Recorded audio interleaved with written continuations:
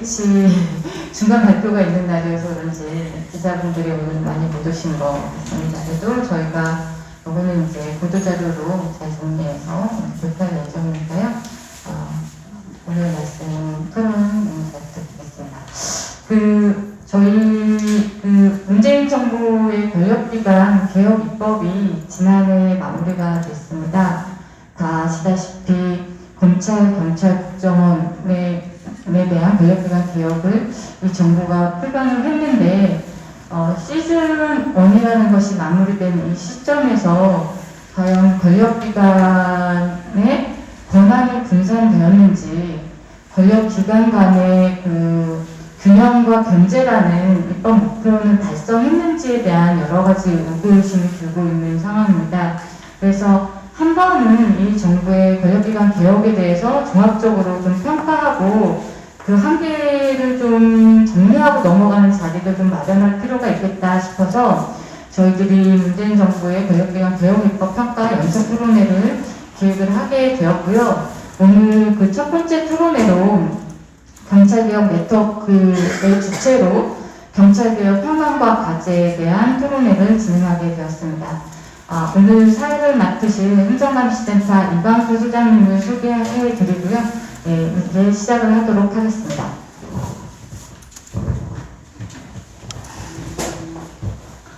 네, 반갑습니다. 안녕하세요. 오늘 토론회 사회를 맡게 된 청년대 행정감시센터 소장을 맡고 있는 이광수입니다. 방금 전에 우리 이영미 팀장께서 말씀하신 것처럼 지금 이 토론회는 문재인 정부의 권력기관 개혁의 현황과 부분에 대한 평가 부분을 하는 시기적으로 기획된 것 중 첫 번째입니다. 안팎으로 코로나19가 이제 대유행을 하고 있고, 외부적으로는 북한에서 민주화 운동이 치열하게 진행이 되고 있고, 또 국내적으로는 LH2 사건의 진행이 언론에 관심을 가지고 있습니다. 많은 관심을 가지고 그쪽에 집중되고 있습니다. 그러나 그들은 그들의 일, 우리는 우리들의 일을 맡은 바 그 자리에서 열심히 묵묵히해 나가는 것이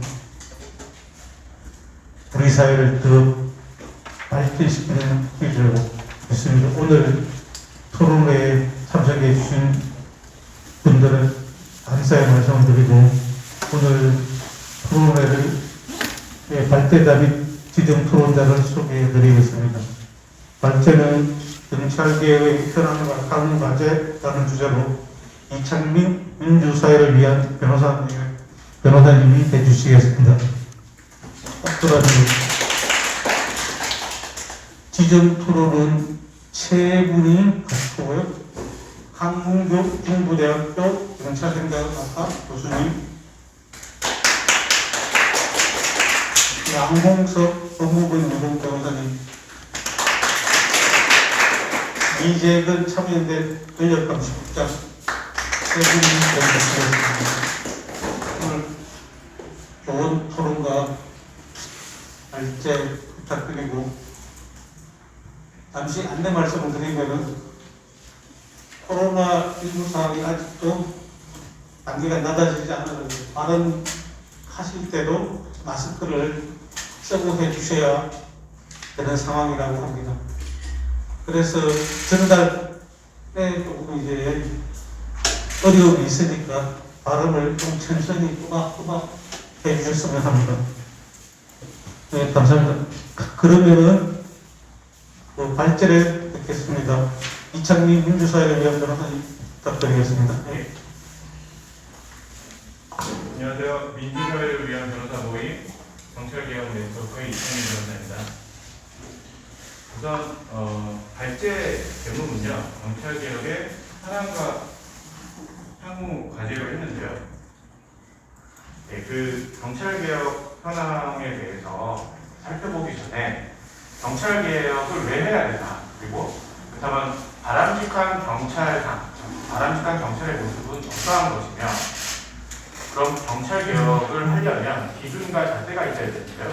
이렇게 기준과 자체가 무엇인지 좀 간략하게 살펴보고 현 정부의 경찰개혁 현황에 대해서 검토해 보도록 하겠습니다. 우선 아시다시피 경찰은 범죄 예방, 수사, 국민의 생명, 신체, 재산 보호 등의 역할을 하는 가장 크고 중요한 국가기관이자 권력기관입니다. 즉, 시민의 삶에 가장 직접적인, 가장 밀접한 영향을 미치는 기관인데요. 이러한 기관이 시민들을 위해 군림하는 것이 아니고 시민들을 위해 봉사하는 기관으로 거듭나야 될 것입니다. 그리고 무엇보다 중요한 것은 우리 시민들이 경찰을 신뢰할 수 있느냐, 즉 그 수준이 굉장히 중요한 것인데요. 현재 경찰의 신뢰도는 조사 기관에 따라 좀 다르겠지만 20, 30%, 40% 이 정도밖에 나오지 않습니다. 즉 어떻게 경찰이 국민에게 신뢰를 얻느냐, 획득하느냐, 이게 이제 관건이라고 보시면 되고요. 이것이 경찰의 바람직한 상이라고 보시면 될 것 같습니다. 두 번째, 그러면 어떠한 경찰의 문제점이 도대체 무엇이냐가 중요한데요. 첫 번째, 이제 한국 현대사에서 경찰은 외국의 무소불위의 권력, 검찰과 같이 무소불위의 권력을 가지고 있었고요. 두 번째는 무엇보다 중요한 건 정권 획득의 유지와 도구로서 기능했다는 것입니다. 참고할 것은 박근혜, 이명박 정부 이후에 현 정부까지 해서 총 8명의 경찰청장 중에 현재 권력형 비리 등으로 인해서 형사 재판을 받고 있거나 혐의로 수사를 받고 있는 경찰청장이 5명이나 됩니다. 이것은 즉 정권의 정치적 중립을 유지하지 못하는 경찰의 단면을 보여주는 것이라고 할 수 있겠는데요. 예. 이렇다면 당연히 경찰 개혁의 필요성은 당연한 과제이라고 생각합니다. 자, 세 번째는 경찰 개혁의 그 기준 또는 잣대가 무엇인가라는 것인데요. 좀 전에 말씀드렸다시피 경찰은 지금 중앙 집중화되고 군대화된 권력을 가지고 때로는 효율적으로 움직이고 국가 안위를 위해서 또는 시장을 위해서 효율적으로 움직이는 면도 있지만 중앙 집중화된 이런 군대화된 경찰이 정권 획득의 수단과 도구로서 이용된 점이 크기 때문에 이 중앙 집중화된 경찰력을 어떻게 시민들이 통제하고 견제할 수 있고 그리고 권한을 분산할 수 있습니다. 이게 이제 핵심이라고 생각합니다. 두 번째 잣대, 즉 경찰 개혁의 기준과 잣대는 크게 두 가지 나눌 수 있겠는데요. 첫 번째 잣대는 지금 말씀드렸다시피 경찰이 갖고 있는 독자적인 문제점. 두 번째는 부수적인 문제점인데요. 지금 검경 수사권 조정하고 수사권 조정으로 경찰이 수사 종결권, 많은 수사권을 가지고 있게 되었고요. 두 번째는 이제 국정원의 대공수사권도 이관되어야 됩니다. 즉 수사권, 권한이 엄청나게 확대되고 기대해졌는데요. 이러한 상대적으로 부수적으로 커진 권한을 어떻게 시민이 감시하고 통제하고 그리고 분산시킬 수 있겠느냐. 두 가지 기준으로 보아야 됩니다. 즉 경찰개혁의 두 가지 관점은 이렇게 상대적으로 다른 권력기관이 개혁됨으로 인해서 확대된 권한, 상대적 부수적 관점하고요. 두 번째는 독자적 관점에서 이렇게 살펴봐야 될 것 같습니다. 첫째, 부수적 관점에서 보자면요. 좀 전에 살펴봤다시피 검경 편성 조정으로 인해서 수사권과 수사 종결권 경찰에 부여되었고요. 국정원이 갖고 있는 대공수사권도 이관될 예정입니다. 즉 다른 권력기관의 개혁이 경찰 권한을 강화하거나 경찰 권한의 집중 현상을 초래한 것입니다. 그렇다면 현 정부에 들어서, 특히 현 정부 들어서 경찰 개혁을 단행하기 위해서 나름 노력을 했는데요. 그리고 자치경찰제가 전면적으로 정부로 출시된 점을 볼 수 있겠습니다. 현 자치경찰제에, 현 정부가 도입한 자치경찰제의 전면을 보자면요. 특징 중 하나는 경찰의 사고를 기준으로 해서 국가경찰과 자치경찰을 구분하였습니다. 자치경찰의 사무는 경찰의 총 임무 중에서 관할 지역 내 주민의 생활안전, 교통, 공공시설, 지역 행사장 등의 경비, 학교폭력, 교통사고 관련 범죄 등 지역사회와 관련된 밀접한 일부 수사에 관한 사무로 제한됩니다. 즉, 자치경찰의 사무는 지역사회와 밀접한 일부의 경비, 수사, 치안 업무만으로 국한되며 나머지 모든 사무는 국가사무로 국가경찰이 맡는 사무로 됩니다.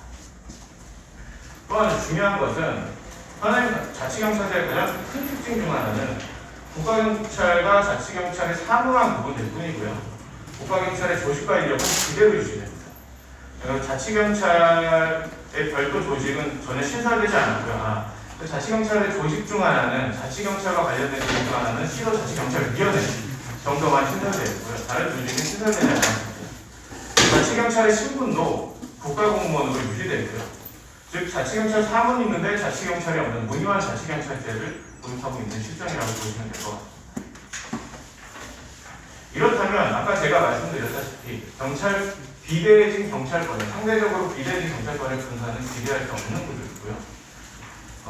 그럼 이 경찰권 분산의 측면에서 보자면 현행법은 자치경찰 사무에 대해서 아까 말씀드렸다시피 시도자치경찰위원회가 시도경찰청장의 지휘감독하도록 해서 자치경찰 사무에 대해서는 시도경찰위원회가 지휘감독권이 있는데요. 이 지휘감독권을 담보하기 위해서 인사권이라든지 구체적 예산 집행권이라든지 이런 것 등이 없어가지고 자치경찰 사무에 대해서 시도자치경찰위원회가 얼마나 기능할 수 있는지도 미지수입니다. 자, 그래서 일례로 자치경찰 사무와 국가경찰 사무가 병합할 경우에는 시도경찰청장은 인사권자인 경찰청장의 지휘, 즉 국가경찰의 지휘를 따를 수밖에 없는 구조이고요. 시도자치경찰위원회의 자치경찰 사무의 지휘감독을 병합할 경우에는 따르지 않을 가능성이 매우 높습니다. 두 번째, 이제 가장 큰 특징 중 하나인데요. 비대해진 경찰 권한의 외부적 통제기구가 부재하는 거고요. 또 더불어서 내부적 통제기구가 기존에 존재하고 있음에도 불구하고 형식적 기관에 위치해 있습니다. 2017년에 출범한 경찰개혁위는 시민에 의한 민주적 외부 통제기구 신설을 권고한 바 있거든요. 경찰개혁위의 권고와 같이 시민에 의한 통제기구를 설치하여서 위법한 경찰권의 행사뿐만 아니라 부당한 경찰권, 인권 침해적인 경찰권의 행사도 감시, 견제, 통제해야 할 필요성이 있습니다. 하지만 현 정부는 외부 통제기구는 현 자치경찰제 제도 하에서는 외부 통제기구가 ombudsman 같은 외부 통제기구가 설치되어 있지 않습니다. 물론 위법한 경찰권의 행사에 대해서는 검찰이라든지 공수처라든지 여러 다른 수사기관, 다른 권력기관이 통제할 수 있지만 부당한 경찰권 행사 또는 인권 침해적인 경찰의 실력 행사 등은 충분히 감시할 필요가 있습니다. 따라서 이제 기존에 국가경찰위원회라는 내부적 감시 통제기구가 있었는데요. 이 내부적 통제기구인 국가경찰위원회는 이미 존재하고 있지만 일종의 자문기구에 불과합니다.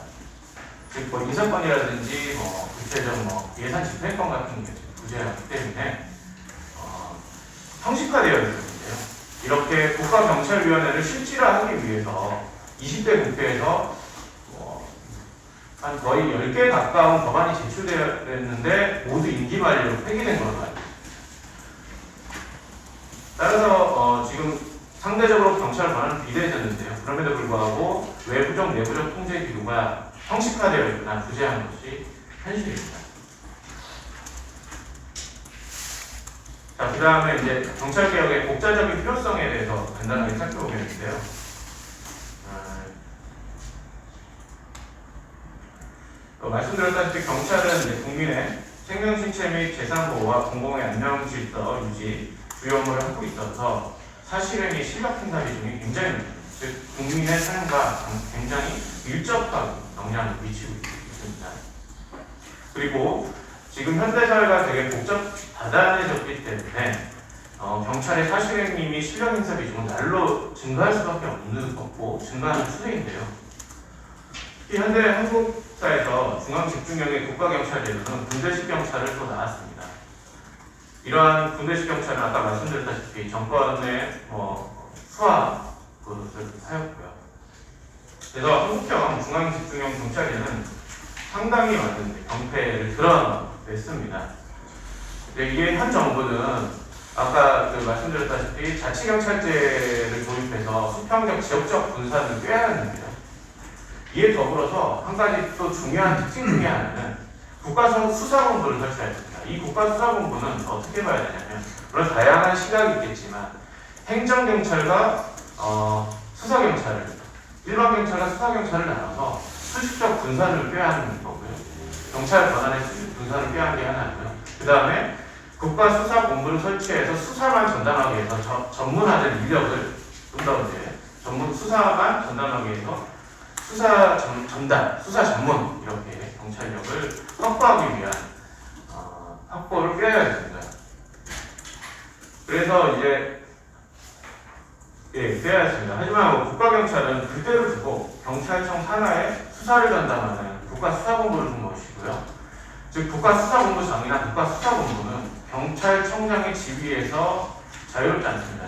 그리고 경찰청장이 국가수사본부장에 대해서 국가수사본부에 대해서 예외적 수사권을 인정하고 있기 때문에 경찰청장의 권한이나 지위에서 국가수사본부가 자유로울 수 없습니다. 그리고 현 정부 들어서 국가수사본부가 생기면서 국가수사본부장을 외부 인사로 채용할 수 있다. 이렇게 법 제도도 이렇게 돼 있거든요.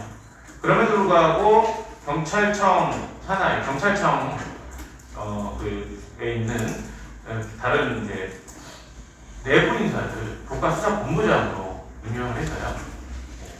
사실상 열린 채용이다, 열린 임용이다라고 홍보와는 다르게 폐쇄적인 인사 시스템 그대로 갖고 있습니다. 그 다음에 각 지역사회에 맞는 치안 서비스가 중요한데요. 우리 사회는 점점 이제 다원화되고 있고요. 다원화된 사회에서 경찰은 각 지역사회에 맞는 행정 서비스가 굉장히 중요합니다. 초등학교 근처나 공단 근처나 공장 근처나 관광 지역의 경찰 행정 서비스가 다 같을 수가 없고요. 근데 이제 지난 박근혜 정부 때는 4대약을 주요 국정과제로 4대약 청산, 범죄 근절을 내세우고 5년 동안 대략 700억 이상의 예산을 쏟아부었습니다. 그럼에도 불구하고 이 4대약이 근절되었느냐, 줄어들었느냐, 그렇지도 않습니다.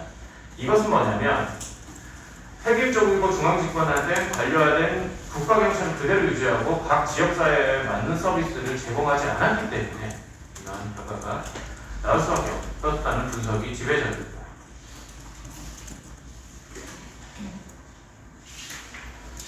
그 다음에 자치분권 시대에 걸맞는 경찰권의 부재인데요. 지방자치사무는 행정자치, 교육자치, 경찰자치로 크게 분류할 수 있는데 지금 행정자치하고 교육감 통과돼서 교육자치가 사실상 성과를 내고 이루어지고 있습니다. 이제 경찰자치만 좀 이루어지면 될 것 같은데요. 사실 아까 말씀드렸다시피 경찰사무만 일부의 경찰사무만 자치경찰로 이관되었을 뿐이고 어떠한 자치경찰사무가 어떤 기구가 설치되었다든지 그런 신분이 독립되어 있다든지 하는 것이 아니기 때문에 사실상 지금 자치경찰 제도 하에서는 실질적 전면적인 자치경찰 제도를 기대하기 좀 힘든 시점입니다. 이 지금 이 법을 보시면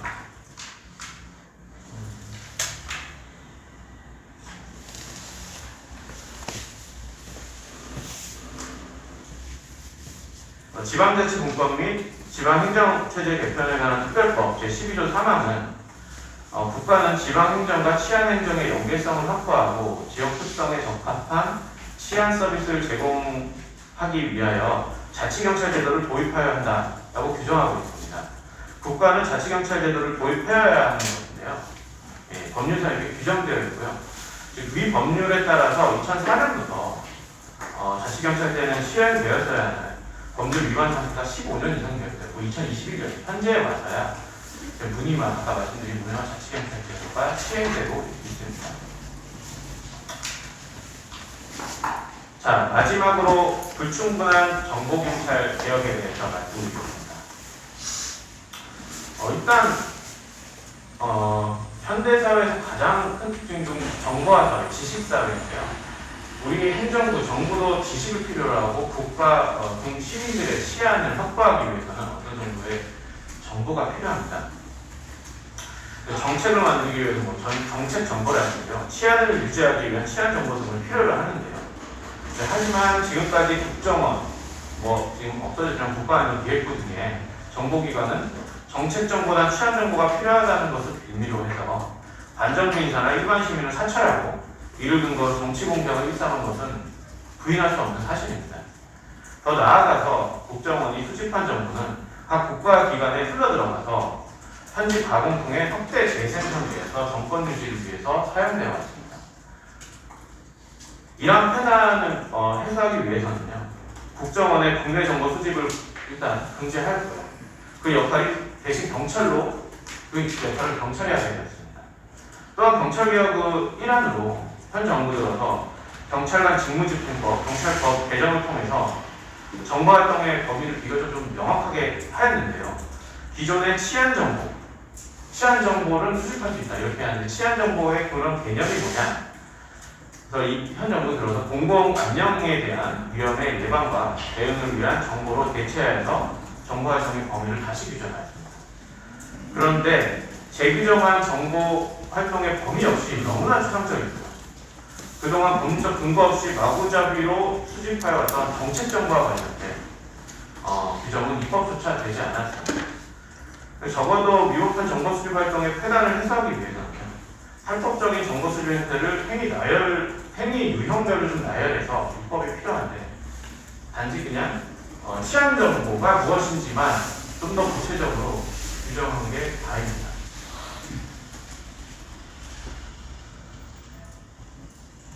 이 사실 더불어 말씀드리는 건 이건 이견이 있을 수는 있겠는데요.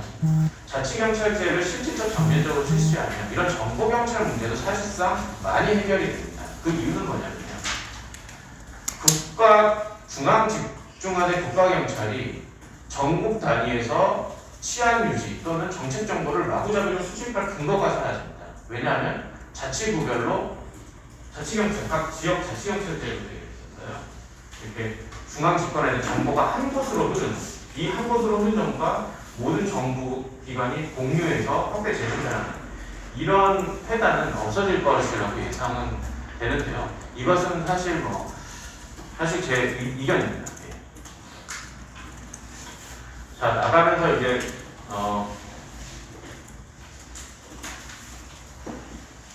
지금 현 정부 들어서 자치경찰제도와 국가수사본부를 도입하면서 풍부했던 것이 뭐였냐면 지금 코로나 시국이고 이에 더불어서 국가 예산 절감을 통해서 국민의 생활을 좀 안정화해서 예산 절감이 필요로 하다. 따라서 좀 잠정적이고 임시적인 로 자치경찰제도를 도입한다라고 했는데요.